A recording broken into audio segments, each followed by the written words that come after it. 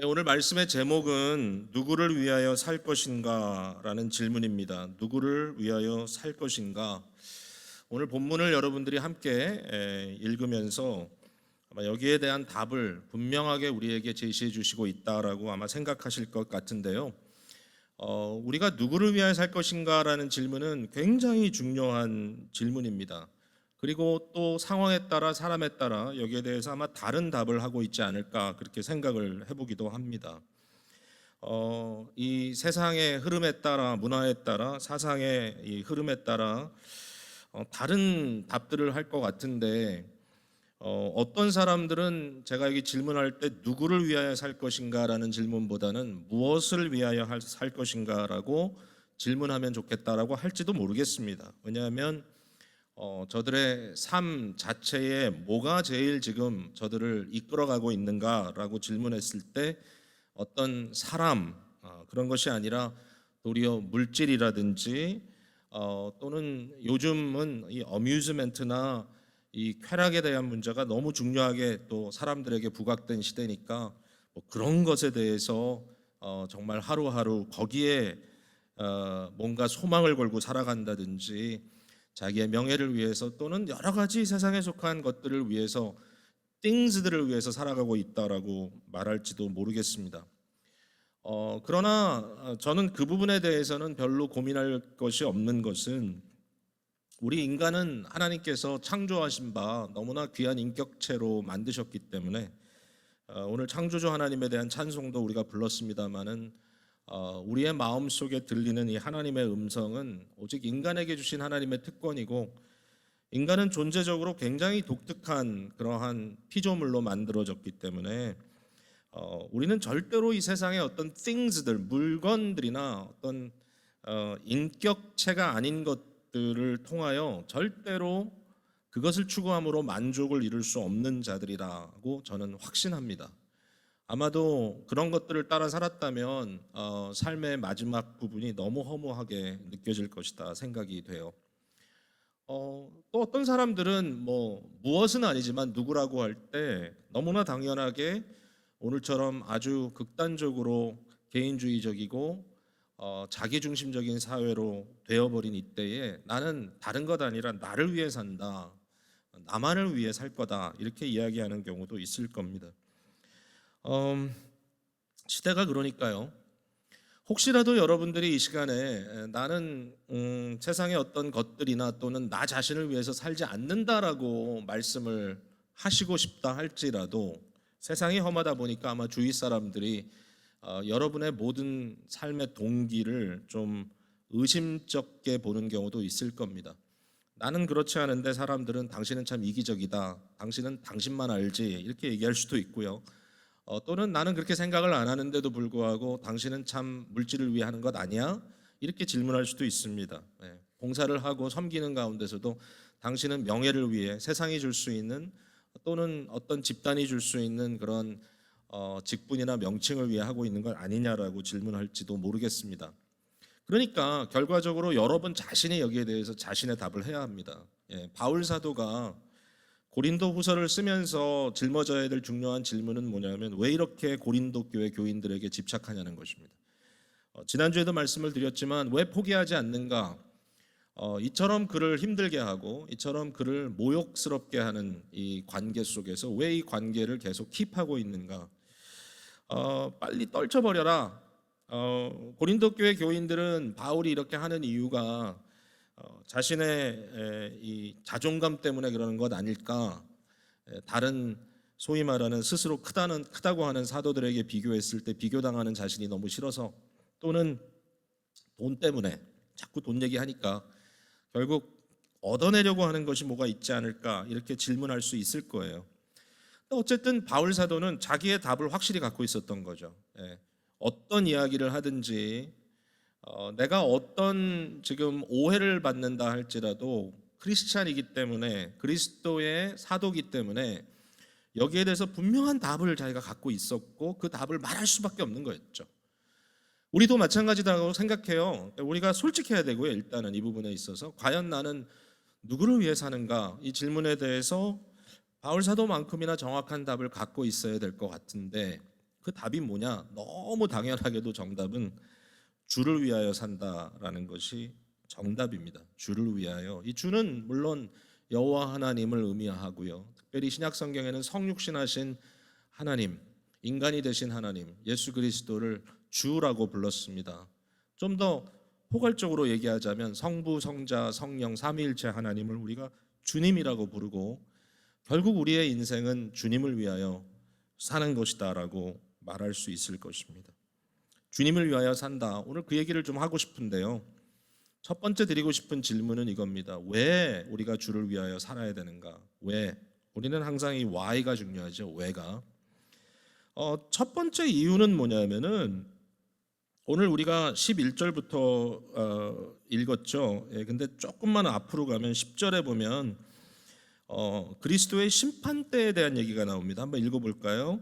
예, 이는 우리가 다 반드시 그리스도의 심판대 앞에 나타나게 되어 각각 선악간에 그 몸으로 행한 것을 따라 받으려 함이라. 결국 중요한 포인트는 이겁니다. 왜 우리가 주를 위하여 살아야 되느냐? 그것은 우리가 주님의 계수하심을 받을 자들이기 때문입니다. 결국은 주님께 심판받아야 될, 주님께 계산되어야 될 존재들이다라고 하는 것이죠. accountable이라는 말을 쓰죠. 좋은 단어라고 생각합니다.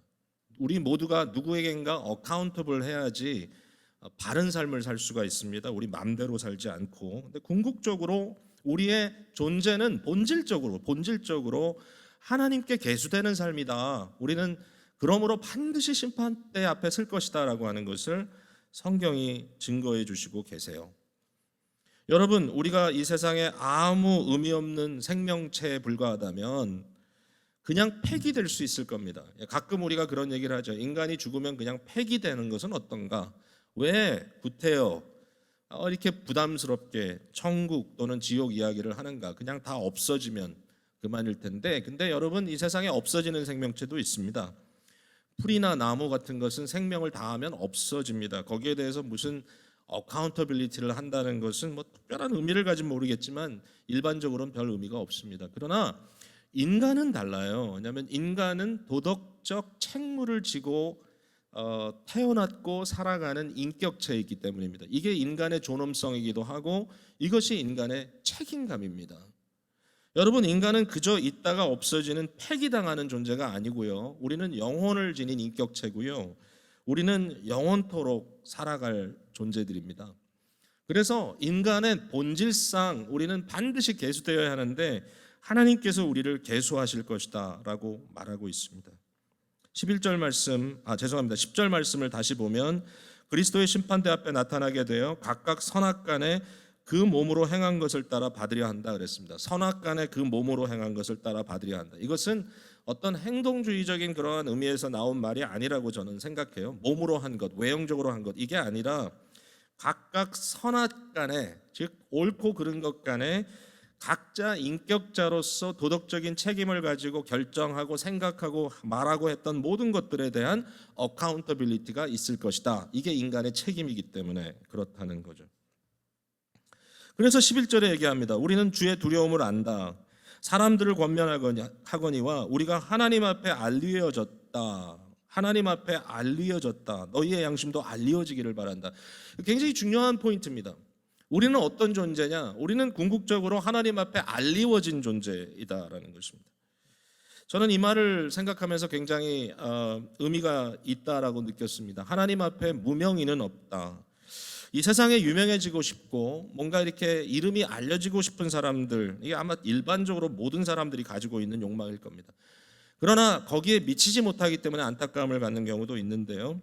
좋은 의미에서 또는 좀 심판이라고 하는 좀 부담스러운 의미일 수도 있겠지만 이 세상에 어느 누구도 무명한 자는 없습니다. 왕이나 또는 어떤 사람이라 할지라도 하나님께서 그들의 삶을 계수하지 않는 존재는 없다. 여러분, 그 유명한 다니엘에 나오는 에피소드가 있죠. 다니엘 5장에 벨사살 왕에 대한 이야기가 나오죠.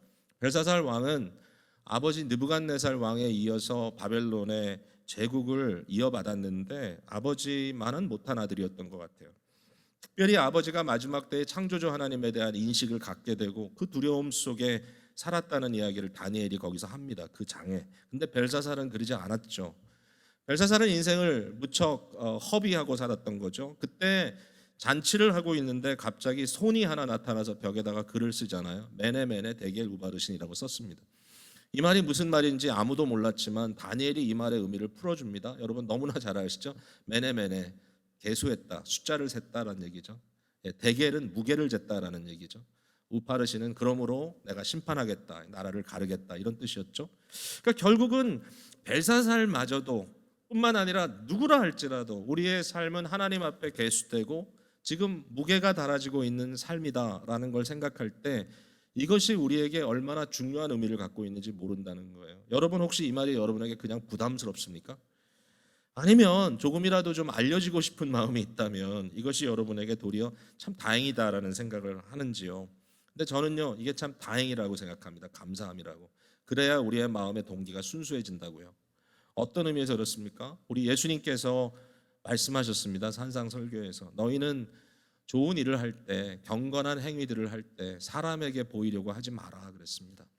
너희가 기도할 때 시장 바닥에 나가서 시장 한가운데가 사람들 앞에 쇼하지 말고 너희가 금식한다고 사람들 앞에 알리기 위해서 더 이렇게 좀 뭔가 안 된 모습으로 다니지 말고 너희가 구제할 때 제발 좀 트럼펫 불면서 나팔 불면서 사람들에게 광고하지 마라. 주님께서 말씀하신 건 그거죠. 은밀한 중에 보시는 내 아버지가 너를 보고 너에게 필요한 모든 계수를 해주실 거다라는 것이죠. 여러분 우리 가운데 누구도 무명한 자가 없습니다. 사람들이 알아주지 않는다고요? 괜찮습니다. 왜냐하면 궁극적으로 우리는 하나님께 계수될 존재들이기 때문에 우리가 하는 것에 대해서 조금이라도 인정을 받지 못해서 안타깝다면 왜 사람이 나를 이렇게 안 알아주지? 왜 이렇게 여기서 나를 안 알아주지? 나 밖에 나가면 굉장히 알아주는데 이런 고민들을 할 필요가 없는 것이 뭐냐면 하나님께서 우리를 다 알아주시기 때문에 결국 주께 계수될 자들이기 때문에 우린 절대로 우리의 마음이 하나님 앞에 어떻게 드려지느냐가 중요한 거지 사람들에게 외모로 자랑할 것이 무엇인가가 중요하지 않다라고 말씀해 주는 거예요. 왜 우리가 주를 위해 살아야 되느냐? 그 중요한 이유는 하나님께서 우리를 계수하실 것이기 때문에 그렇습니다. 우리는 심판 앞에 설 것입니다. 두 번째 주님을 위해서 살아야 되는 이유는 그리스도의 사랑 때문입니다. 14절에 그리스도의 사랑이 우리를 강건하시는도다. 우리가 생각하건대 한 사람이 모든 사람을 대신하여 죽었은즉 모든 사람이 죽은 것이다. 여기 대신 죽어주심을 말하고 있죠. 무엇보다도 예수 그리스도가 그럼 어떤 분이냐? 하나님이 우리를 심판한다. 그리스도가 우리를 심판한다는 것으로 끝나는 게 아닙니다. 거기에 어떤 공의가 설정이 되고 너는 잘했으니까 이렇게 영광을 누리고 너는 잘못했으니까 이렇게 치욕을 당해라. 이렇게 단순히 딱 끊어지는 것이 아니라 하나님께서 죽을 자들도 살리시는 역사를 베푸셨다라는 거죠. 그래서 결국은 대속이라는 놀라운 하나님의 구원의 방편을 통해서 우리가 죄와 허물로 죽을 수밖에 없는 자임에도 불구하고 구원받을 수 있는 그 놀라우신 역사를 우리에게 베풀어 주셨다는 거죠. 그 사랑입니다. 그 사랑. 우리는 하나님께 사랑받은 자들입니다. 우리는 예수 그리스도께 사랑받은 자들입니다. 어떤 사람들은요, 이 대속이라는 것에 대해서 별로 안 좋게 생각해요. 아니 하나님이 왜 나에 대한 문제를 다른 사람에게 전가해서 그 사람에게 어떻게 심판을 함으로 내가 괜찮아지고 이게 좀 이상하지 않느냐? 좀 뭔가 이렇게 좀 그걸 통해서 모르겠어요. 이게 자존심이 상하는 문제인지 모르겠지만 그래서 대속의 교리를 믿지 않는 사람이 있어요.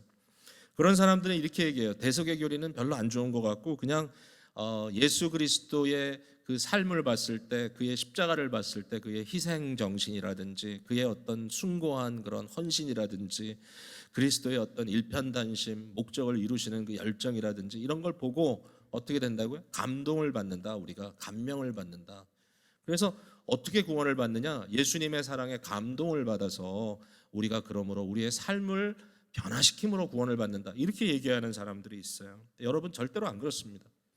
우리는 감동을 받고 감화를 받는다고 구원받는 존재가 아니고요. 우리는 우리가 최선을 다해서 구원받는 존재가 절대로 아닙니다. 여러분 설교 듣고 눈물 흘렸으니까 나는 구원받았다? 아닙니다. 여러분 절대로 아니에요. 여러분 우리가 회개하니까 구원받았다? 그것도 아니에요.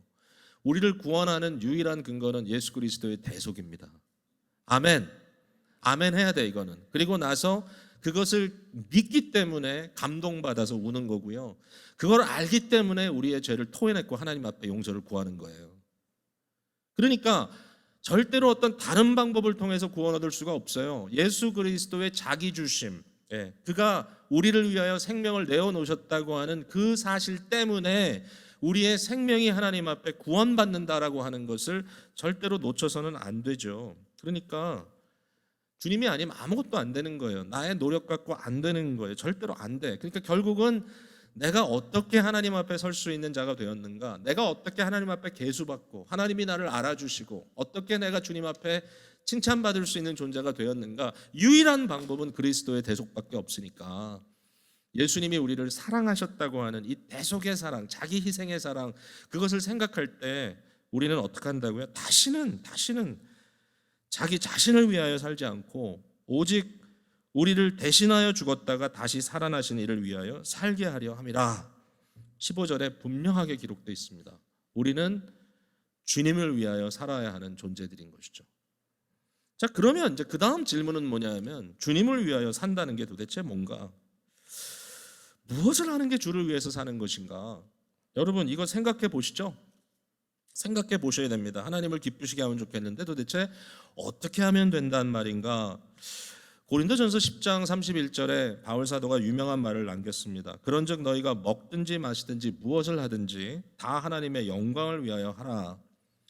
여기에 이제 중요한 부분 한 부분부터 먼저 봅시다. 하나님의 영광을 위하여 하라는 것이죠. 우리가 뭘 하든지 주를 위해서 한다. 주의 영광을 위해서 한다.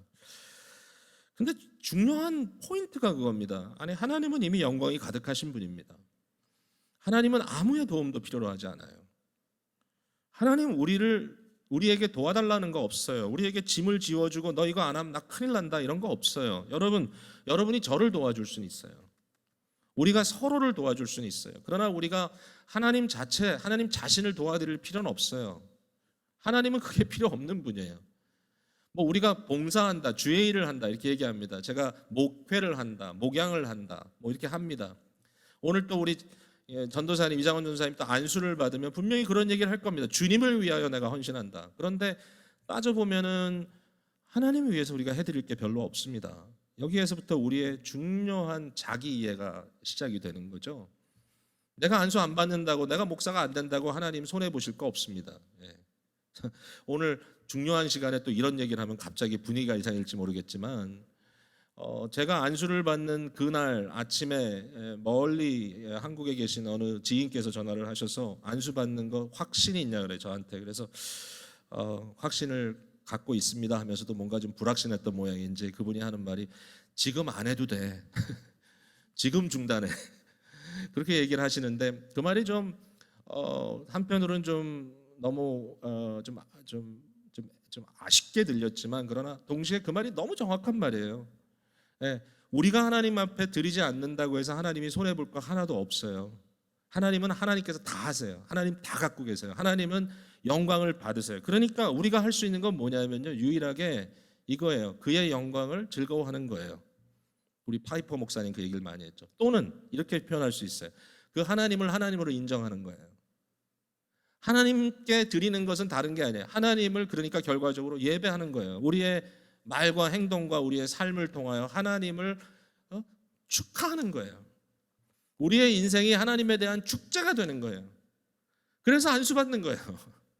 하나님 기뻐하시님이 너무 기뻐서 하나님을 위하여 내가 뭘 한다가 아니라 주의 공동체를 위하여 섬길 수 있다고 하는 것 자체가 하나님께서 주신 은혜요, 그에게 내가 부어주신 영광이기 때문에 그것으로 인하여 너무 기쁘기 때문에 그것을 할 수 있는 거예요. 결국은 하나님을 향한 예배밖에는 우리가 드릴 것이 없어요. 하나님을 향한 예배.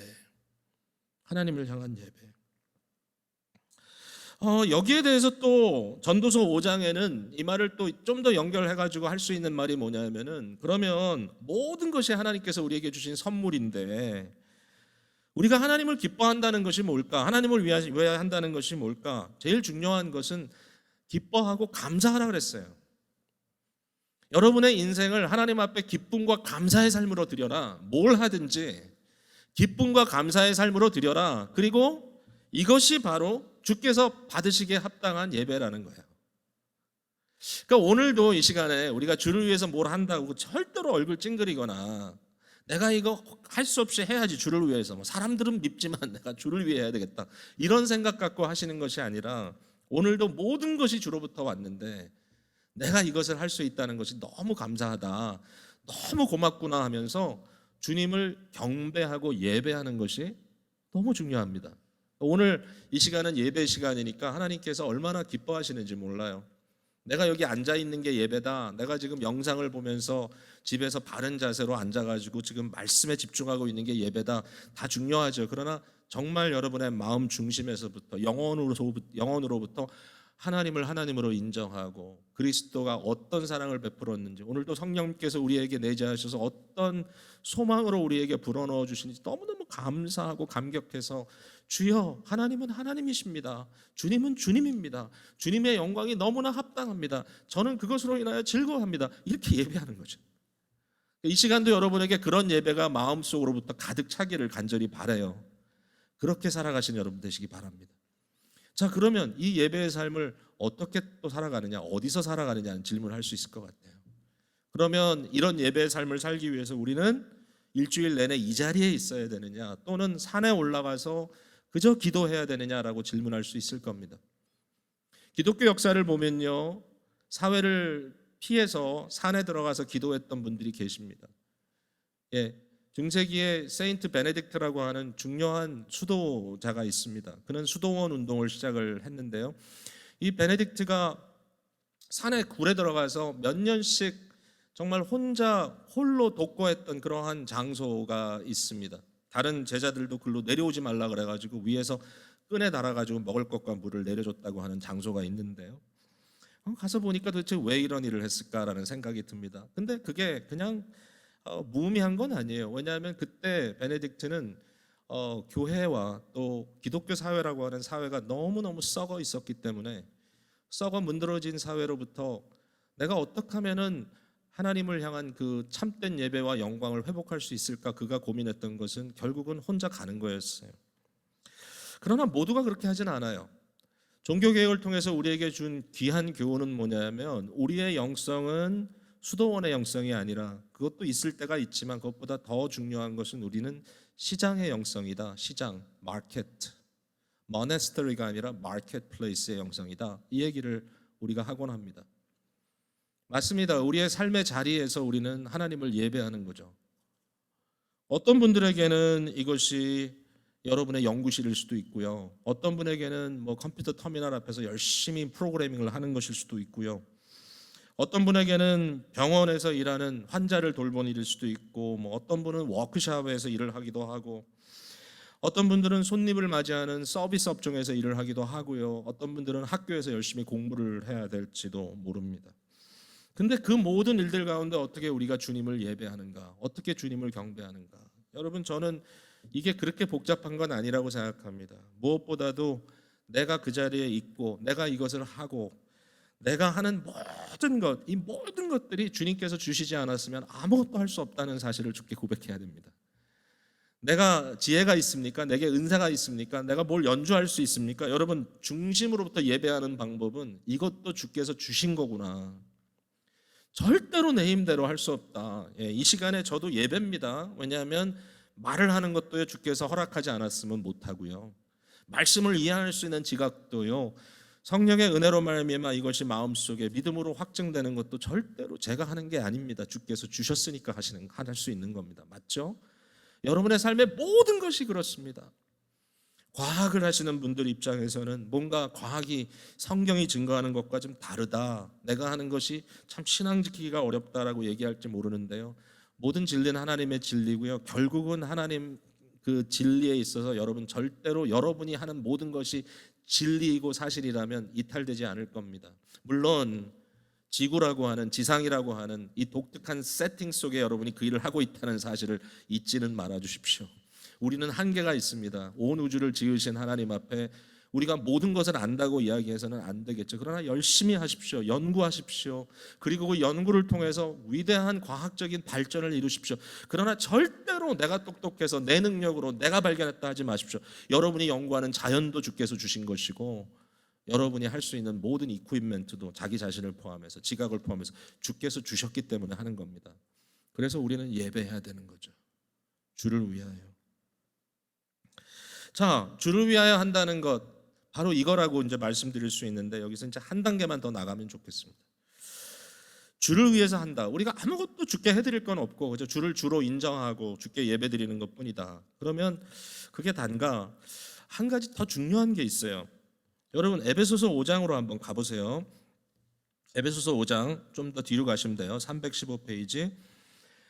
일단 여기에 10절에 보니까 주를 기쁘시게 할 것이 무엇인가 시험하여 보라라는 말이 있어요. 그러니까 우리는 끊임없이 주를 위해서 하는 것이 뭔가를 고민해야 되는데 여기에 중요한 주를 기쁘시게 하는 건 뭐냐면은 4장 30절에 하나님의 성령을 근심하게 하지 말라. 그러니까 주님을 근심하게 하는 자가 아니라 도리어 이거와 매치되는 게 뭐죠? 5장 18절 술 취하지 말라 이는 방탕한 것이니 오직 성령으로 충만함을 받으라. 뭐예요? 성령의 이끄심대로 내가 풍성하게 그에게 드려짐이 되라는 거잖아요. 성령께 드려져라. 이게 성령으로 충만함 받는 거 다시 말씀드리지만 성령은 인격이시기 때문에 물질이 아니죠. 뭐 먹고 마시는 게 아니잖아요. 그러니까 성령님께 충만한 것은 성령의 영향 아래 내가 온전히 들어가는 삶을 이야기합니다. 그러니까 성령을 근심되게 하는 것은 하나님을 기쁘시게 하는 게 아니죠. 하나님을 기쁘시게 하는 것이 뭐냐? 성령께 이끌림 받는 거죠. 그게 뭐냐 하니까 예배입니다. 19절에 시와 찬송과 신령한 노래들과 서로 화답하며 너희 마음으로 주께 노래하며 찬송하며 범사에 우리 주 예수 그리스도의 이름으로 항상 아버지 하나님께 감사하며. 지금까지 다 했던 얘기죠. 근데 거기가 끝이 아니에요. 21절이 있어요. 그리스도를 경외함으로 피차 복종하라. 이게 성령에 충만하라라고 하는 주 명령에 따라 있는 부수적인 명령이에요. 피차 복종함으로 그리스도를 경외함으로 피차 복종하라. 그러니까 피차 서로 복종하는 것, 서로 섬겨주는 것이 주님께 하는 것이다. 주를 경외하는 행위다. 너무너무 재밌게도요. 그 다음에 아내와 남편 관계가 나옵니다. 이건 사실 그 당시의 교회를 의미합니다. 가정교회 안에 있는 이 하우스홀드, 이 가정의 내용을 갖고 이야기합니다. 한 가정 안에 누가 있습니까? 부모와 자녀가 있습니다. 그리고 남편과 아내가 있습니다. 부모와 자녀가 있습니다. 그리고 그 가정에서 일하는 상전과 또 종들이 있습니다. 이게 한 가정이었습니다. 그리고 교회를 그렇게 이뤘습니다. 그러니까 아내와 남편 이야기를 합니다. 근데 이야기를 하는데 갑자기 바울은 교회와 그리스도의 관계를 이야기합니다. 자녀와 부모의 관계를 이야기합니다.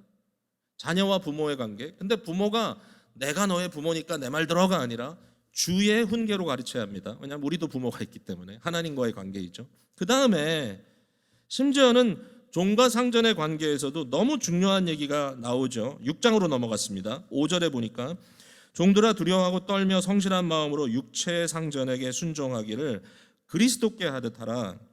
눈가림으로 하여 사람을 기쁘시게 하는 자처럼 하지 말고 그리스도의 종들처럼 마음으로 하나님의 뜻을 행하고 기쁜 마음으로 섬기기를 주께 하듯 하고 사람에게 하듯 하지 말라. 여러분, 사람에게 하는 거죠. 분명히 상전에게 하는 것은, 또는 상전이 하늘에 계신 상전을 인식하고 내 종들을 학대하지 않는 것도 사람에게 하는 거죠. 그러나 이 모든 것이 주께 하듯 하라는 거예요. 결국 그러니까 뭐예요? 주께 하는 것과 사람에게 하는 것이 너무 밀접하게 관계되어 있다는 거예요. 왜? 하나님이 사랑하는 사람들이기 때문에. 여러분, 어떻게 우리가 주를 위해서 합니까? 주를 위해 할 수 있는 중요한 방법은 뭐냐면 주께서 사랑하는 사람들에게 하는 겁니다. 주께서 사랑하는 사람들을 위하여 사는 것, 너무 당연한 거죠. 너의 마음과 뜻과 정성을 다하여 여호와 하나님을 사랑하라. 그리고 두 번째는 이와 같으니 내 이웃을 내 몸과 같이 사랑하라. 관계가 없는 게 아니죠. 하나님을 사랑하는 방법이 내 이웃을 사랑하는 방법인 겁니다. 바로 이와 같은 이야기를 바울 사도가 오늘 본문에서 하고 있는 겁니다. 지난주에 우리가 말씀을 나눴지만 도대체 왜 바울이 고린도 교회에 이처럼 포기하지 않고 끊임없이 붙들고 있느냐?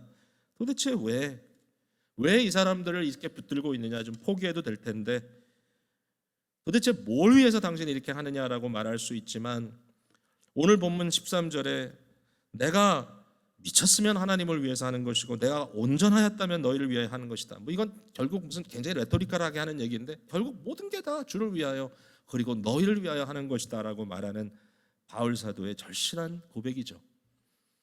바울이 고린도 교회 성도들을 위해서 하는 이유는 그리스도의 사랑에 강권받아서 하는 겁니다. 이게 그리스도를 사랑하는 방법이라고 그는 이해했기 때문에 그렇습니다. 왜 그리스도를 사랑하는 것이 그리스도의 사람들을 사랑하는 겁니까? 왜냐하면 그리스도의 사람들은 하나님의 놀라운 역사의 산물이기 때문입니다. 바울 사도가 자기 자신을 안 거죠. 사람 사랑하는 거 쉽지 않아. 정말 사람들과 함께 거하는 거 너무 어려워. 그렇게 이야기할 수 있지만 그러나 바울 사도가 깨달은 게 있습니다. 나도 그런 존재다. 나는 죄인 중에 괴수다. 내가 교회를 핍박했다. 내가 살기 등등하여 믿는 자들을 죽임당하는 이 순교의 현장에서 그들의 죽음을 내가 허락했던 사람이다. 나는 이처럼 악한 사람이다. 그러나 나와 같은 자를 하나님께서 그리스도께서 만나서 나를 변화시켜 주셨다. 여러분, 왜 우리가 서로 사랑해야 됩니까? 그 이유는 뭐냐면 하나님의 사랑이 우리 모두를 향하여 너무나 멋있게 역사하고 있기 때문입니다. 16절 말씀 볼까요? 고린도후서 5장 16절. 그러므로 우리가 이제부터는 어떤 사람도 육신을 따라 알지 아니하노라. 여러분, 자연의 상태에서 알지 않겠다는 겁니다. 비록 우리가 그리스도도 육신을 따라 알았으나 이제부터는 그같이 알지 아니하노라. 바울 사도가 한때는 예수님을 알긴 알았어요. 예수를 알았지만 굉장히 자연스러운 그냥 한 인간으로만 알았어요. 그가 어떤 일을 한다. 거기에 대해서 불편해했어요. 바울 사도가. 그런데 이제는 아니라는 거예요. 17절에 그런즉 누구든지 그리스도 안에 있으면 새로운 피조물이다. 뉴 크리에이션.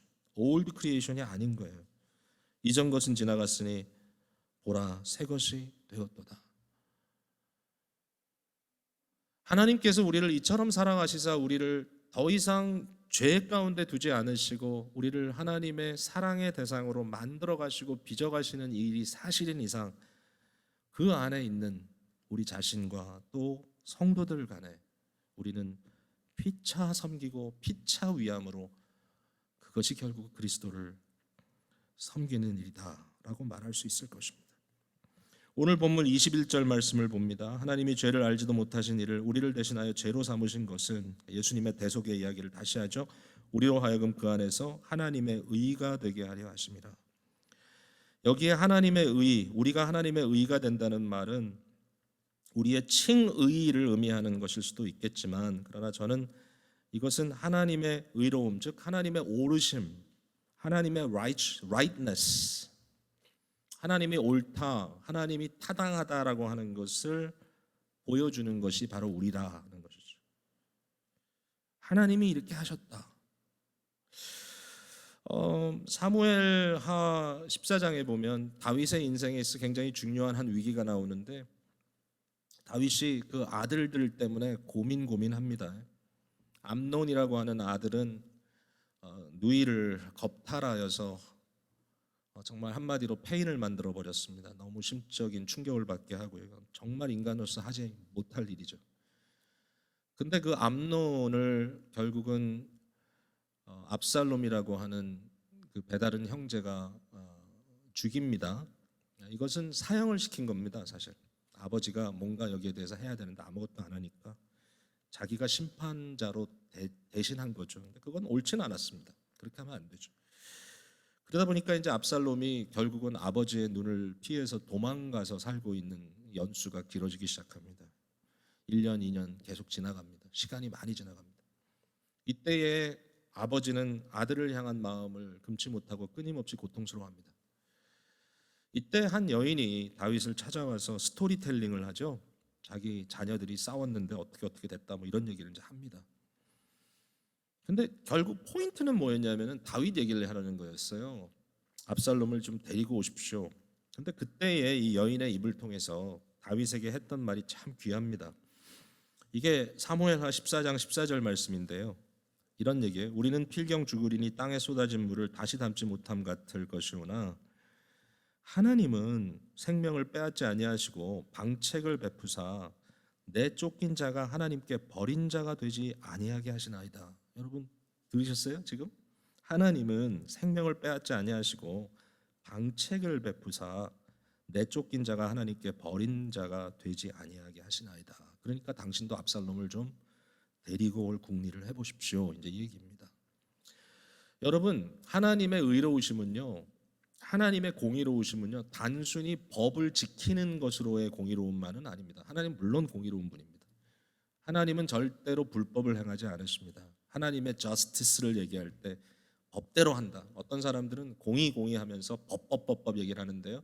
그건 한 가지를 알고 둘을 모르는 겁니다. 왜냐하면 하나님의 의로우심은 또 어디에 있냐면, 하나님의 오르심은 방책을 구하여서 죽을 자를 살리시는 겁니다. 그게 구원의 계획입니다.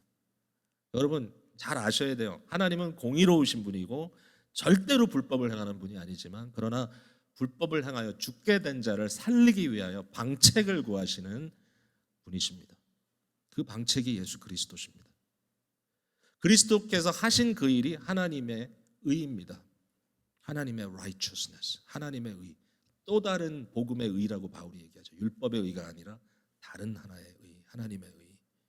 이것이 그리스도의 하나님의 오르심입니다. 여러분 그 오르심이 우리에게 있습니다. 그 무슨 얘기입니까? 저와 여러분은 죄와 허물로 죽을 존재들이지만, 그러나 하나님의 묘책, 방책을 통해서 죽을 자들이 살 수 있고 하나님과 화목하여 그의 앞에 나와 다시 하나님을 대면할 수 있는 자로 만들어 주셨다는 얘기입니다. 이 의가 우리에게 있습니다.